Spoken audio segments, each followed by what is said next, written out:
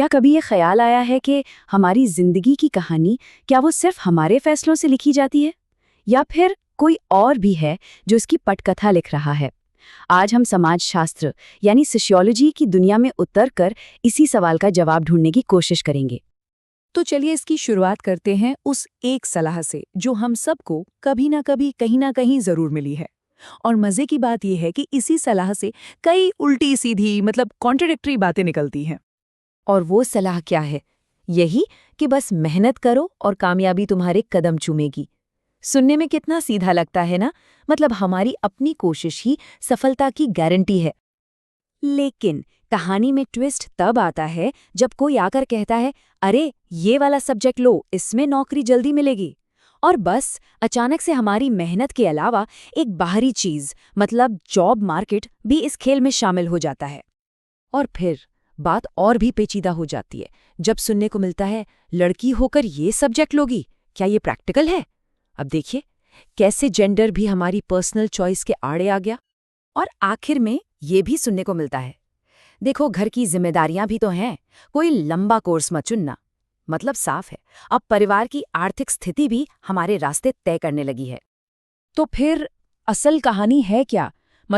एक तरफ तो कहते हैं मेहनत करो, दूसरी तरफ इतनी सारी बंदिशें। तो ऐसा लगता है कि हाँ, पर्सनल एफर्ट जरूरी तो है, लेकिन सिर्फ वही कामयाबी की गारंटी नहीं देती। हमारे कंट्रोल से बाहर भी बहुत कुछ है।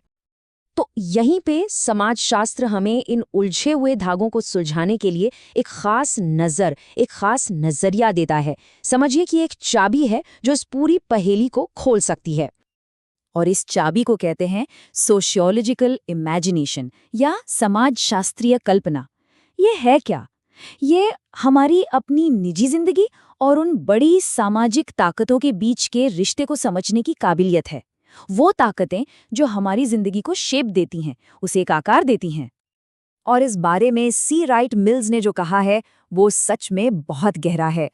वो कहते हैं कि ये जो सोशियोलॉजिकल इमेजिनेशन है ना, ये हमें अपनी पर्सनल कहानी यानी हमारी बायोग्राफी और पूरे समाज के इतिहास के बीच का जो कनेक्शन है उसे समझने की ताकत देती है। अच्छा, इस फर्क को एक आसान से उदाहरण से समझते हैं। मान लीजिए किसी शहर में एक इंसान बेरोजगार है, तो ये क्या हुआ? ये हुई उसकी पर्सनल प्रॉब्लम।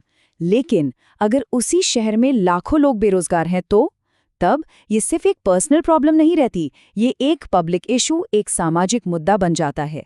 और इसकी जड़ें फिर उस एक इंसान में नहीं बल्कि पूरी इकोनॉमी में कहीं गहरी होती हैं।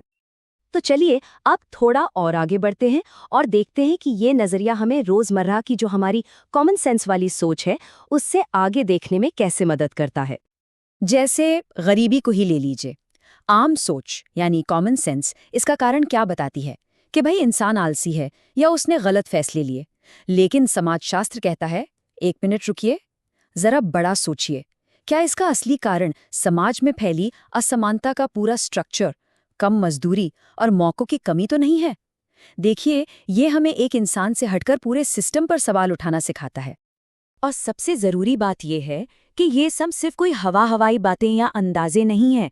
नहीं, ये पूरी तरह से सिस्टमैटिक जांच पर आधारित है। एक सोशियोलॉजिस्ट को आप एक जासूस की तरह समझ सकते हैं, जिसका काम है किसी भी सामाजिक हालात पर बिना किसी भेदभाव के बिल्कुल सटीक रिपोर्ट देना।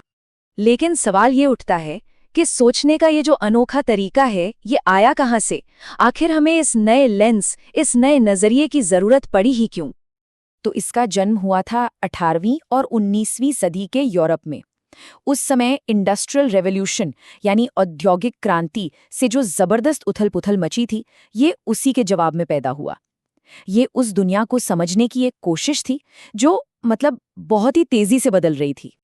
इस बदलाव की रफ्तार का अंदाजा आप इसी से लगाइए। ब्रिटेन में सिर्फ 100 साल के अंदर जो आबादी पहले सिर्फ 20% शहरी थी, वो बढ़कर 80% शहरी हो गई। जरा सोचिए, 100 साल में इतना बड़ा बदलाव। कल्पना कीजिए उस उथल-पुथल की, उन चुनौतियों की जो इसके साथ आई होंगी।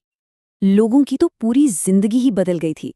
कैपिटलिज्म का उदय हो रहा था, हाथ का काम मशीनों ने छीन लिया था, शहर बेतहाशा भीड़ और गंदगी से भर रहे थे, और जिंदगी वो अब सूरज के हिसाब से नहीं बल्कि फैक्ट्री की घड़ी के हिसाब से चलने लगी थी। तो इन्हीं नई उलझी हुई सामाजिक समस्याओं को समझने के लिए ही एक नए विज्ञान की, एक नई साइंस की जरूरत पड़ी, और वो था समाजशास्त्र। ठीक है, तो ये तो हुई इतिहास की बात। चलिए अब वापस आज के दौर में लौटते हैं और देखते हैं कि यही नजरिया हमें हमारे अपने समाज के बारे में क्या दिखाता है। अक्सर हम अपने समाज की, खासकर गाँव की, एक बहुत ही रोमांटिक, एक खूबसूरत तस्वीर अपने मन में रखते हैं। जैसे फिल्मकार सत्यजीत रे ने कहा था, जहाँ विशाल चारागाहों में गायें चरती हैं और चरवाहे बांसुरी बजाते हैं। कितनी शांत और सुंदर तस्वीरें है ना? लेकिन सोशियोलॉजी का लेंस जब हम लगाते हैं तो वो हमें उसी तस्वीर का एक दूसरा, बहुत ही कठोर पहलू भी दिखाता है। जैसे एक चाय की दुकान के बाहर धूल में बैठा एक दलित व्यक्ति, जिसका कप और प्लेट उसके पास जमीन पर रखा है। ये एक खामोश इशारा है इस बात का कि हमारे समाज में कितनी गहरी असमानता आज भी मौजूद है।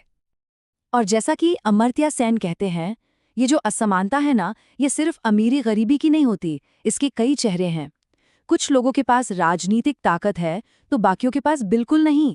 कुछ को बेहतरीन मौके मिलते हैं और कुछ को नहीं। असमानता के ये जो अलग अलग पहलू हैं, इन सभी पर गंभीरता से ध्यान देने की जरूरत है। और यहीं पर हम वापस उस सबसे पहले सवाल पर आते हैं जहां से हमने ये पूरी बात शुरू की थी। समाजशास्त्र, सोशियोलॉजी हमें खुद से ये पूछने की चुनौती देता है कि हमारी अपनी जो कहानी है, हमारी बायोग्राफी, उसका कौन सा हिस्सा असल में हमारे समाज के बड़े इतिहास का हिस्सा है। इस सवाल पर जरा सोचिएगा।